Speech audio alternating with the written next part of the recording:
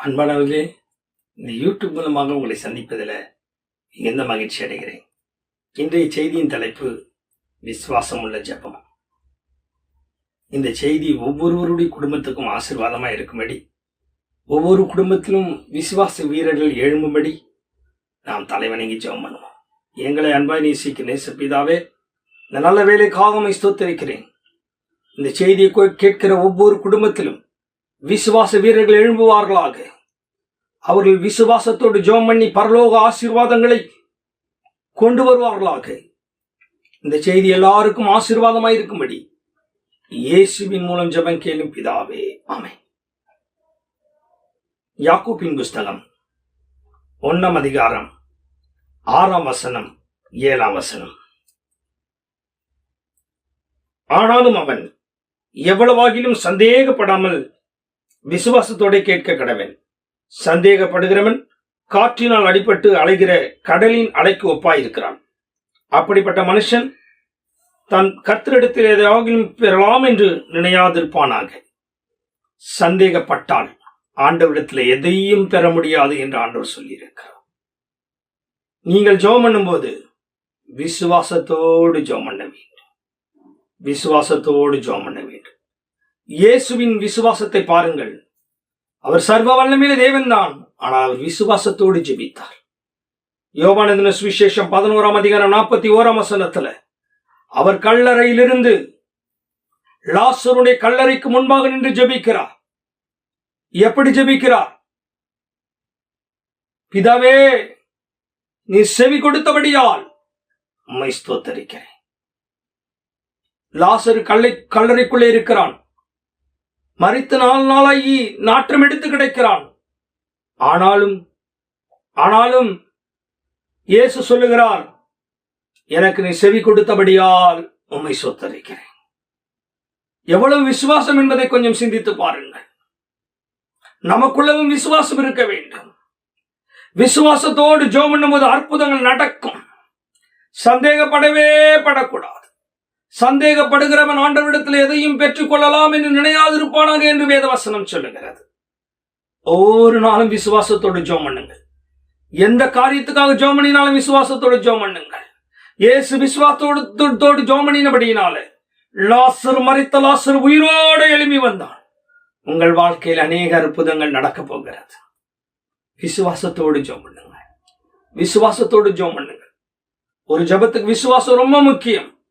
சந்தேகப்பட்டு விட்டால் ஆண்டவரிடத்தில் நாம் எதையுமே பெற்றுக்கொள்ள முடியாது. நம்முடைய ஜெபம் வீணாய் போய்விடும். நம்முடைய ஜெபம் வீணாய் போகக்கூடாது என்று சொன்னால் நாம் விசுவாசத்தோடு ஜெபம் பண்ண வேண்டும். கர்த்தர் கொடுத்து விட்டார் என்று சொல்லுங்கள், கொடுக்க போகிறார் என்றல்ல. கர்த்தர் தந்து விட்டார் என்று சொல்லுங்கள், தரப்போகிறார் என்றல்ல.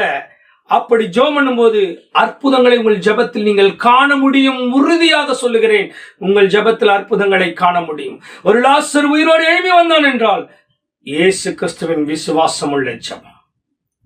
ஆபிரகாமின் விசுவாசத்தை கொஞ்சம் சிந்தித்து பாருங்கள். ரோமனின் புஸ்தகம் 4 அதிகாரம் 18 நம்புவதற்கு ஏதுவில்லாதிருந்தும் நம்பிக்கையோடு விசுவாசித்தான். நம்புவதற்கு ஏதுவில்லாதிருந்தும் நம்பிக்கையோடு விசுவாசித்தான். நம்முடைய வாழ்க்கையில நம்புவதற்கு ஏதுவில்லாத காரியத்தை, நம்ப முடியாத காரியத்தை ஆண்டவரிடத்திலிருந்து பெற்றுக்கொள்ள வேண்டும் என்றால் நாம் விசுவாசத்தோடு ஜெபம் பண்ண வேண்டும். ஆபிரகாமுடைய சரீரம் செத்து போய்விட்டது. சாராருடைய கர்ப்பம் அடைக்கப்பட்டு விட்டது. ஆபிரகாமுடைய சரீரம் தான் செத்தது, ஆனால் விசுவாசம் சாகவில்லை.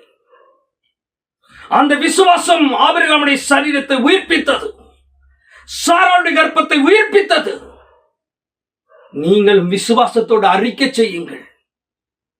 விசுவாசத்தோடு அறிக்கை செய்யுங்கள். இவ்வளவு நாள் கழித்து ஆண்டவர் கொடுத்த குழந்தை எவ்வளவு ஆசையாய், அன்பாய், பாசமாய் வளர்த்திருப்பார் என்று கொஞ்சம் சிந்தித்து பாருங்கள். ஆதியாகமம் புஸ்தகம் 22 அதிகாரம் 2 ஆண்டவர் சொல்லுகிறார், உன்னேச குமாரன், நீ அன்பு பாராட்டுகிற குமாரன், நீ அன்பாய் நேசிக்கிற குமாரன், ஒரே ஒரு குமாரன், அவனை எனக்காக தகன பலியிடு என்று கேட்கிறான். தகன பலியிடு என்று கேட்டவுடனே ஆபிரகாம் அந்த மலையிலே ஈசாக்கை கொண்டு செல்லும் போது வேலைக்காரனிடத்தில் ஆபிரகாம் சொல்லுகிறார், நானும் பிள்ளையாண்டானும் திரும்பி வருவோம் என்று சொல்லுகிறார். வருவேன் என்றல்ல. ஆதியாகமம் 22 அதிகாரம் 5ஆம் வசனத்தில் சொல்லுகிறார், நாங்கள் திரும்பி வருவோம். வருவேன் என்று சொல்லவில்லை, வருவோம் என்று சொல்லுகிறார். ஆபிரகாமுடைய விசுவாசம், என் தேவன் ஈசாக்கை பலி கொடுக்க விட மாட்டார், நாங்கள் வருவோம் என்று சொல்லி போகிறார். நீங்களும் விசுவாசத்தோடு பேசுங்கள், விசுவாசத்தோடு ஜெபியுங்கள், அற்புதங்களை அனுபவியுங்கள். இயேசு கிறிஸ்துவின் விசுவாசத்தை குறித்து சொன்னேன், ஆபிரகாமுடைய விசுவாசத்தை குறித்து சொன்னேன். ஒரு சகோதரியுடைய விசுவாசத்தை குறித்து சொல்லட்டும். மத்தேயு சுவிசேஷம் 9ஆம் அதிகாரம் 20-22 அவருடைய வஸ்திரத்தை தொட்டாள், நான் சுகமாவேன் என்று சொல்லி அவள் விசுவாசித்தாள். இயேசு தன்னுடைய கரத்தை எங்கள் மேல் வைத்தால் தான் சுகம் என்று நம்பிக்கொண்டிருந்த அந்த காலத்துல, இயேசு கிறிஸ்து ஒரு வார்த்தை சொன்னால் தான் சுகம் என்று நம்பிக்கொண்டிருந்த அந்த காலத்துல, அவர் ஒரு வார்த்தை சொல்ல தேவையில்லை, அவர் என் மேல் கையை வைக்க தேவையில்லை, நான் அவருடைய வஸ்திரத்தின் தொங்கலின் ஓரத்தை தொட்டாலும் சுகமாவேன் என்று அவள் விசுவாசித்தபடியினால ஆண்டவர் சொல்றாரு, உன்னுடைய விசுவாசம் உன்னை ரட்சித்தது. எடுத்துடைய விசுவாசம் வல்லமையை புறப்பட வைத்தது. ஒரு பெரிய சுகமளிக்கும் ஊழியக்காரர் இப்படி சொல்லுகிறார், அவர் 4 நாள் சுகமளிக்கும் கூட்டத்தில் பேச வேண்டும். அந்த கூட்டத்தில் அவர் சொன்னார், நான் முதல் நாள் எல்லாருக்கும் ஜெபம் பண்ணுவேன், 2வது நாள் ஜெபம் பண்ணுவேன், ஆனால் 3வது நாள் ஜெபம் பண்ண மாட்டேன், 4வது நாள் ஜெபம் பண்ணுவேன், 3வது நாள் வெளியூர் போக இருப்பதனாலே பிரசங்கம் முடிந்தவுடனே காரில் புறப்பட்டு விடும், யாரும் என்னை தொந்தரவு செய்ய வேண்டாம் என்று சொல்லிவிட்டார். அவர் முதல் நாளிலிருந்தே சொல்கிறார், 3வது நாள் கூட்டத்தில் யாருக்கும் ஜெபம் பண்ண மாட்டேன் என்று. ஆனால் 3வது நாள் கூட்டத்தில் அவர் காரை விட்டு ஏற போகிற நேரத்தில், மேடை விட்டு இறங்கி காரில் ஏற போகிற நேரத்தில் 4 பேர் அவருடைய கோட்டை பிடித்துக் கொண்டார்கள். அவர் கோபம் வந்தது, நான் முதல் நாளே சொல்லியிருந்தேன் யாருக்கும் ஜெபம் பண்ண மாட்டேன் என்று. அவர் வேகமாய் கோபமாய் கையை எடுத்து போங்கள் என்று சொல்லி அடித்து விட்டு அவர் காரில் ஏறி போய்விட்டார். அவர் 4வது நாள் கூட்டத்துக்கு வரும்போது 4 பேர் அவருடைய காரை மறித்தார்கள். காரை நிறுத்தி நீங்கள் யார் என்று கேட்டபோது அவர்கள் சொன்னார்கள், ஐயா 3வது நாள் கூட்டத்துல எனக்கு கண்ணு தெரியாதையா, தேடி தேடி தடவி தடவி வந்திருந்தோம் ஐயா, கூட்டம் முடிஞ்சிருச்சியா, நீங்க போறீங்க, உங்க கோட்டை பிடிச்சோம், நீங்க கோபத்துல அடிச்சிங்க, அடிச்ச போது எங்கள் கண்கள் திறக்கப்பட்டு விட்டது.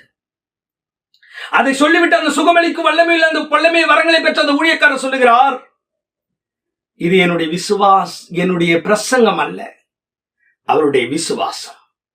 எனவே விசுவாசத்தோடு ஜெபியுங்கள். உங்களுடைய செத்து போன கர்ப்பத்தை கர்த்தர் உயிர்ப்பிக்க போகிறார். உங்கள் செத்து போன வாழ்க்கையை கர்த்தர் உயிர்ப்பிக்க போகிறார். உங்கள் வாழ்க்கையில் நடக்காதது, நம்பாதது நடக்க போகிறது. ஜெபம். எங்களை அன்பாய் நேசிக்க நேசபிதாவே, உம்முடைய பிள்ளைகளுக்காக நான் பாரத்தோடு ஜெபிக்கிறேன்.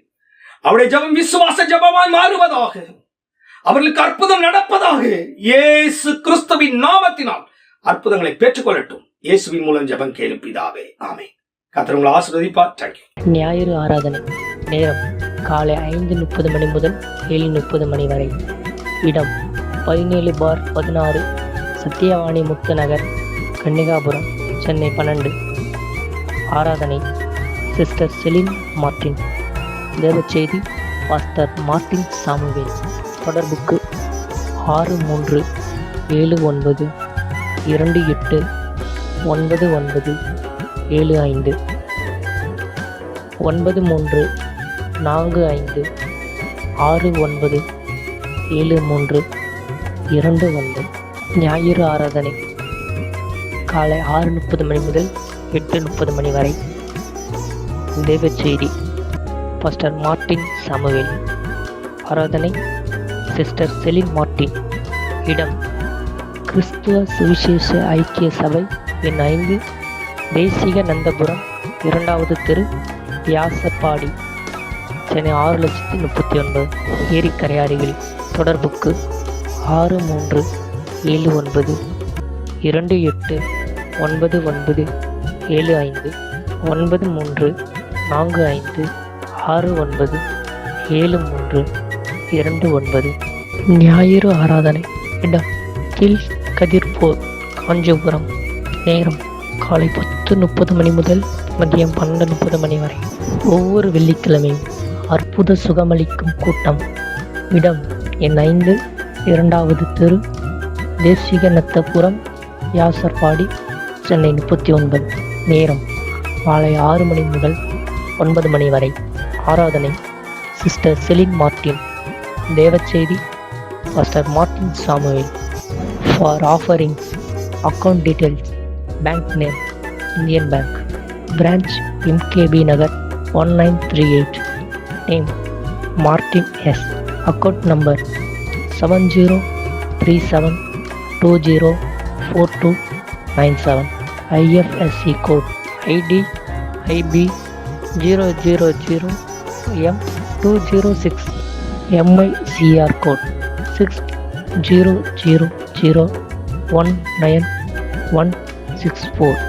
UPI details. GPay number 6379289975. Paytm number 6379289975. UPI number 6379289975.